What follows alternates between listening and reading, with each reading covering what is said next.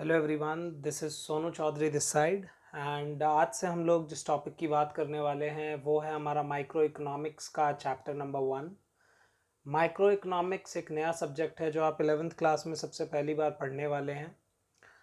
जो हमारा चैप्टर 1 है बेसिकली वो एक बड़ा चैप्टर और इम्पॉर्टेंट चैप्टर है। ये चैप्टर जो है आपका बेस सेट करता है आने वाले चैप्टर्स के लिए।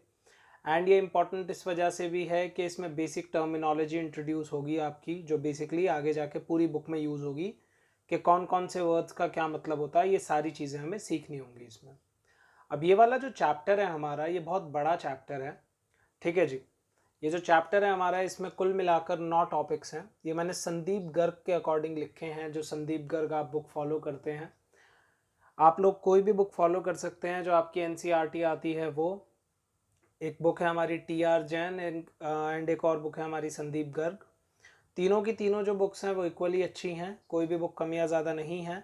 बेसिकली कोई भी बुक अच्छी या बुरी नहीं होती, डिपेंडिंग अपॉन कि आपकी लैंग्वेज में कितनी एक्सपर्टाइज है। अगर आपकी लैंग्वेज बहुत अच्छी है, मतलब आप बहुत डिफ़िकल्ट वर्ड्स भी बहुत आसानी से कैप्चर कर लेते हो, सो एनसीईआरटी बेस्ट है आपके लिए। अगर आप थोड़ा सा ईजी लैंग्वेज में पढ़ना चाहते हैं तो T R Jain and Sandeep Garg हैं। मैं संदीप गर्ग पर्सनली प्रेफर करता हूँ क्योंकि वो बुक थोड़ी सी ज़्यादा अच्छी है, उसमें जो एग्जाम्पल्स होते हैं दे आर क्वाइट गुड। चलिए आगे बात शुरू करते हैं। अब इस जो चैप्टर में हमारे टॉपिक्स हैं दे आर क्वाइट लार्ज। ठीक है जी। ये संदीप गर्ग के हिसाब से इस चैप्टर की ब्रीफिंग है। ये चैप्टर 1 है संदीप गर्ग का। एनसीईआरटी में या टी आर जैन में इस चैप्टर को स्प्लिट भी करा गया है, तो आप उसके अकॉर्डिंग देख सकते हैं। टॉपिक सेम है, सो इट डजेंट मैटर। ठीक है जी। इस वजह से हम इस चैप्टर की जो वीडियो है वो 3 पार्ट्स में बनाएंगे। ये पहली वीडियो है जिसमें आज हम बेसिकली 5 तक टॉपिक्स का डिस्कशन करेंगे। देन उसके बाद अगली वीडियो में हम जो हमारे टॉपिक्स हैं 6th 7th एंड 8th उनकी बात करेंगे। एंड लास्ट जो हमारा पार्ट 3 की वीडियो होगी वो पूरी प्रोडक्शन पॉसिबिलिटी कर्व पे होगी। पीपीसी या प्रोडक्शन पॉसिबिलिटी कर्व या फ्रंटियर सबसे बड़ा टॉपिक है और अपने आप में एक चैप्टर भी है वो बहुत सारी बुक्स में, जैसे टी आर जैन में। सो दैट्स वाई हम उसको अलग से इंपॉर्टेंस देंगे। सो हम यहाँ पे बात शुरू करते हैं हमारे आज के टॉपिक से। अगर हम आज के टॉपिक्स की बात करते हैं बेसिकली, सो आज हम लोगों को 5 बातें करनी है। सबसे पहले कि व्हाट इज़ एन इकोनॉमी। सबसे पहले तो मैं आप लोगों को इकोनॉमिक्स का ही मतलब बताऊंगा एंड माइक्रो इकोनॉमिक्स का मतलब बताऊंगा। हमारी बुक ने उसकी ज़्यादा बात नहीं करी है। देन उसके बाद हम इकोनॉमिक्स पढ़ते क्यों हैं, एक कंसेप्ट आएगा स्कारसिटी, ये क्या है, इकोनॉमिक प्रॉब्लम क्या होती है, and positive and normative economics क्या होते हैं। आज हमें बस इन्हीं टॉपिक्स के बारे में बात करनी है। सो कंसेप्चुअली हम बात करेंगे। ठीक है जी। सो सबसे पहले टॉपिक पे आते हैं कि व्हाट इज़ एन इकोनॉमी। सबसे पहला जो क्वेश्चन था हमारा, है सबसे पहला जो टॉपिक है इस चैप्टर का, वो है व्हाट इज़ एन इकोनॉमी। देखिए बहुत सारे वर्ड्स हैं, इकोनॉमिक्स, इकोनॉमिक एंड इकोनॉमी। जिन लोगों के पास बिजनेस स्टडीज़ है वो सबसे पहला कंसेप्ट बिजनेस स्टडीज़ में पढ़ेंगे, what is economic and non economic activities. Economic जो वर्ड होता है बच्चों, उसका मतलब होता है something which is related to money, पैसा कमाने से।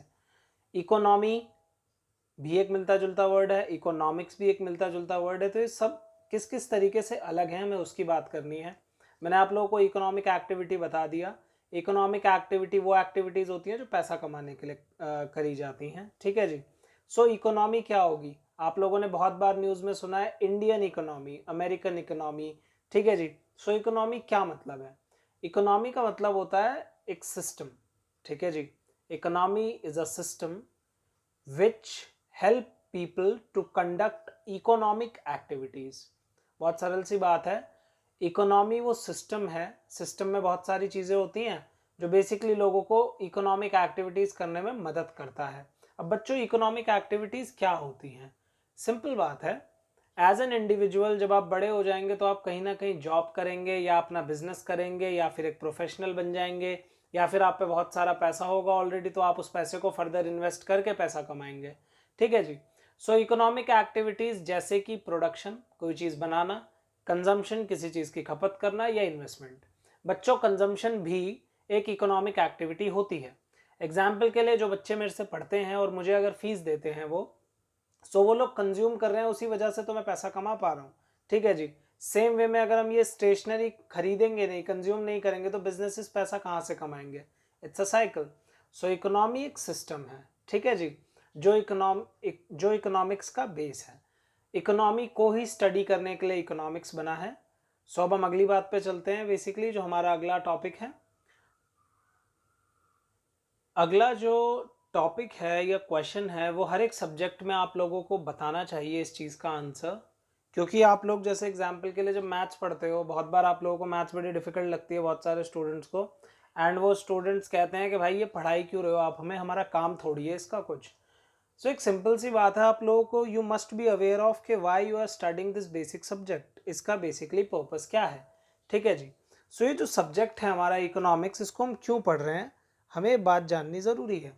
ठीक है, बहुत सिंपल सी बात है कि भाई इकोनॉमिक्स पढ़ने का जो रीज़न है ना, वो ये दो बातें हैं, स्कार्सिटी एंड इकोनॉमिक प्रॉब्लम। अब देखिए जो नाम ही है इकोनॉमिक प्रॉब्लम, इकोनॉमिक्स की प्रॉब्लम, ठीक है, we have to talk about it. Scarcity क्या होती है पहले इसकी बात करेंगे, इकोनॉमिक प्रॉब्लम को अगले पेज पे डिटेल में समझेंगे, क्योंकि आपसे कभी भी पूछे कि why we study economics, so you have to explain these two. And economic problem और स्कैरसिटी का अलग से भी क्वेश्चन आ सकता है। स्कैरसिटी बहुत सिंपल है, जितना हम खरीदना चाहते हैं, जितना लोग खरीदना चाहते हैं, उतना कोई चीज़ अवेलेबल नहीं है इस दुनिया में, वो स्केयर्स है। दुनिया में ज़्यादातर रिसोर्सेज स्केयर्स हैं। रिसोर्सेज वो सारी चीज़ें जो बेसिकली इंसान के काम की हैं। ठीक है जी। आप ज़मीन से पेट्रोलियम निकालते हैं, that is also a resource. Iron निकालते हैं, that is also a resource. Coal निकालते हैं, that is also a resource. So सारे के सारे रिसोर्सेज लिमिटेड हैं। ठीक है जी, स्केयर्स हैं। ठीक, लेकिन स्कार्सिटी अपने आप में एक प्रॉब्लम नहीं है। ये मैंने यहाँ पे डेफिनेशन भी लिख दी है इसकी सिंपल में, कि when something is limited in supply in relation to its demand. ठीक है जी, किसी चीज़ की जो बेसिकली सप्लाई है वो कम है और उसकी जो डिमांड है वो बहुत ज़्यादा है। ठीक है जी, तो वो स्केयर्स है। इकोनॉमिक प्रॉब्लम क्या है? इकोनॉमिक प्रॉब्लम हमें समझना है तो हमें चलना पड़ेगा अगले पेज पर। इकोनॉमिक प्रॉब्लम एक बहुत ही इंपॉर्टेंट कंसेप्ट है, लेकिन बहुत बेसिक कंसेप्ट है, आप लोग यूं समझ जाएंगे। चलिए जी, बात करते हैं कि इकोनॉमिक प्रॉब्लम है क्या। बच्चों, इकोनॉमिक प्रॉब्लम जो है उसका दूसरा नाम होता है द प्रॉब्लम ऑफ चॉइस। बच्चों, प्रॉब्लम ऑफ चॉइस क्यों है और क्या है, ध्यान से बात समझना। हम यहाँ पे एक एग्जाम्पल लिख रहे हैं। एग्जाम्पल के लिए समझो कि बच्चों आप बेसिकली आयरन निकालते हो ज़मीन से। ठीक है जी, लोहा निकालते हो। अब आयरन जो है उसकी अपनी प्रॉब्लम क्या है कि भाई सबसे पहले तो वो लिमिटेड है। सही बात है, हम लोगों को पता है कि भाई एक दिन ये खत्म हो जाएगा। ठीक है। दूसरी प्रॉब्लम क्या है, अब ये लिमिटेड होना प्रॉब्लम नहीं है। जैसे मान लीजिए आयरन से सिर्फ, मान लीजिए आप सिर्फ घर बना सकते हो, सो जितने घर बनते हैं बनाओ, बात खत्म हो गई। 1 2 10 हजार 10,000, it's not a problem. Problem कहाँ पे शुरू होती है? आयरन के मल्टीपल यूजेस हैं। मल्टीपल यूजेस कैसे बच्चों? भाई जैसे लोहे से, आयरन से आप इलेक्ट्रॉनिक्स भी बना सकते हो, घर भी बना सकते हो, बहुत बड़े बड़े ब्रिजेस वगैरह में भी यूज़ होता है, गाड़ियाँ बना सकते हो, गन्स बना सकते हो, टैंक्स बना सकते हो। तो प्रॉब्लम आ गई ना भाई, क्या बनाए हम। ठीक है जी। So basically limited resources and multiple uses, मैंने यहाँ पे भी ये बात लिखी है that the reason for economic problem is that resources are scarce or limited and the second these resources have multiple uses। ये बात तो सबको समझ आ गई, लेकिन एक प्रॉब्लम हम इंसानों के भी साथ है। वो जो प्रॉब्लम है ना, उसने इस प्रॉब्लम को बहुत इंटेंसिफाई कर दिया, इकोनॉमिक प्रॉब्लम को, जो कि है ह्यूमंस हैव अनलिमिटेड वांट्स। हम लोगों की जो वांट्स है ना वो कभी ख़त्म नहीं होती। ठीक है जी। हम लोग जो है बेसिकली रिसोर्सेज को ओवर यूज़ करते हैं। ठीक है, जिन चीज़ों की ज़रूरत नहीं होती उन्हें भी प्रोड्यूस करते हैं, वेस्टेज करते हैं रिसोर्सेज की। इस वजह से इकोनॉमिक्स एक बहुत ही ज़्यादा इंपॉर्टेंट कंसेप्ट है हम लोगों को इस चीज़ की इंपॉर्टेंस समझाने के लिए। अब हम अपना लास्ट कंसेप्ट समझेंगे, पॉजिटिव एंड नॉर्मेटिव, एंड वहाँ पे हमारे इस चैप्टर का जो ये सेक्शन है वो ख़त्म हो जाएगा। सो अब हम लोग बात करने वाले हैं पॉजिटिव एंड नॉर्मेटिव इकोनॉमिक्स की। Positive economics and normative economics basically इतना इम्पॉर्टेंट कंसेप्ट है कि हर पेपर में इसको आपको देखने को मिलेगा, एंड इवन आपके ग्रेजुएशन, पोस्ट ग्रेजुएशन, CS में भी पूछ लिया जाता है इससे क्वेश्चन। बहुत ज़्यादा मार्क्स का टॉपिक नहीं है, हार्डली से हार्डली 1 मार्क का तो पूछा ही जाता है बेसिकली 11th में, 1 मार्क 2 मार्क्स का, लेकिन बहुत सारे एंट्रेंस एग्जाम्स में भी पूछा जाता है। MCQs के लिए बहुत फेमस क्वेश्चन है। 12th में भी पूछा जाता था जब आपकी माइक्रो इकोनॉमिक्स 12th में हुआ करती थी। So positive economics and normative economics क्या होता है? बहुत सिंपल है। पॉजिटिव इकोनॉमिक्स मतलब जो इकोनॉमिक्स ने जनरल स्टेटमेंट्स दी हैं, जो बातें लिखी गई हैं कि ये होता है, जो किताब में लिखा है, ठीक है जी। जैसे किसी स्टेटमेंट अगर आपको मान लीजिए 4 स्टेटमेंट दे देता है, वो एग्जाम्पल के लिए क्वेश्चन ऐसा ही आता है पेपर में, एमसीक्यू टाइप ही आता है। 4 स्टेटमेंट दिए होते हैं, क्वेश्चन आपसे सिंपल पूछता है भाई पॉजिटिव कौन सा है, नॉर्मेटिव कौन सा है। तो अगर उसमें वर्ड्स हैं जैसे व्हाट वाज, व्हाट इज और what will be, okay, so that is a positive economic statement, ठीक है। क्यों? क्योंकि पॉजिटिव स्टेटमेंट्स अपनी जजमेंट नहीं देते, किसी आदमी की थिंकिंग नहीं है, जो लिखा है वो लिखा है, फैक्ट्स हैं बस। On the other hand when we talk about normative economics, so normative economics बहुत सरल सी बात है भाई, यहाँ फैक्ट्स थे, यहाँ फैक्ट नहीं है, यहाँ वैल्यू जजमेंट है।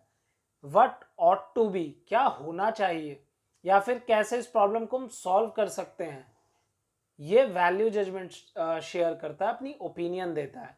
सो अगर किसी स्टेटमेंट में व्हाट ऑट टू बी या फिर इकोनॉमिक प्रॉब्लम को कैसे सॉल्व करें, ये वाली बात आती है, तो that statement would be normative economics. यहाँ पे बेसिकली इस वाली वीडियो का जो ये सेक्शन है वो ओवर होता है। इस चैप्टर की वीडियोस को सेक्शन में बनाने का रीज़न ये है कि पहली बात, आप लोग 11th में आकर इकोनॉमिक्स पहली बार पढ़ रहे हैं। दूसरी बात, मैं आप लोगों को बता दूं कि ये जो आपकी माइक्रो इकोनॉमिक्स है, that is very much important. आप इस सब्जेक्ट को ऐसे ना पढ़ें कि बस 11th में पढ़ना और ये ख़त्म हो जाएगा। आप आगे जाके CA, CS, CMA, BCom honours, BBA कुछ भी करते हैं, सो आपको ये दोबारा मिलेगा अपने सेमेस्टर्स में, अपने एंट्रेंस में। सो अगर आप इसको अभी से अच्छा पढ़कर चलेंगे तो आगे हेल्पफुल होगा। वीडियो छोटी बनाने का रीज़न ये है कि आप लोग बोर ना हो, क्योंकि आप लोग पहली बार इस सब्जेक्ट को पढ़ रहे हैं, बहुत कंसेप्चुअल है। इसको SST की तरह मत समझना कि बस थोड़ा सा पढ़ना है एंड देन पैराग्राफ भरने हैं, मार्क्स नहीं मिलेंगे, इस चीज़ का ध्यान रखेंगे। सो बेसिकली यहाँ पे हम इस वीडियो का ये वाला सेक्शन ख़त्म करते हैं, इस वीडियो को। इस चैप्टर का जो अगला सेक्शन है वो अगली वीडियो में होगा, सो दैट कि आप लोग बड़े आराम से बात को समझ पाए, ब्रेक ले लेकर।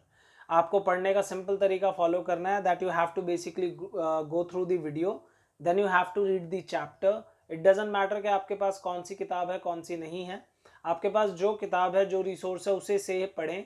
ऐसा नहीं है कि मैंने बेसिकली संदीप गर्ग बोल दिया तो आपने TR जैन छोड़ के संदीप गर्ग ले लेनी है, ऐसा कुछ नहीं है। जो भी आपके पास रिसोर्सेज है उसी को बेस्ट यूज़ करिए, ऑटोमेटिकली आपकी जो लैंग्वेज है, वोकैबुलरी है, वो इम्प्रोवाइज हो जाएगी। सो thank you very much.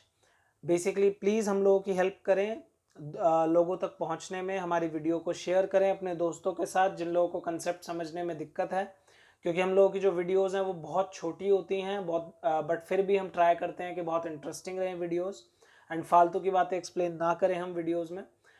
So please हम लोगों की हेल्प करें। ये हम लोगों का इंस्टाग्राम हैंडल है, अगर आप लोग मेरे से जुड़ना चाहते हैं, मुझे डायरेक्टली कोई भी मैसेज भेजना चाहते हैं, कोई भी डाउट पूछना चाहते हैं, कोई सजेशन चाहते हैं अपने करियर के रिगार्डिंग, सो वो भी आप पूछ सकते हैं। So thank you very much and please subscribe to our channel.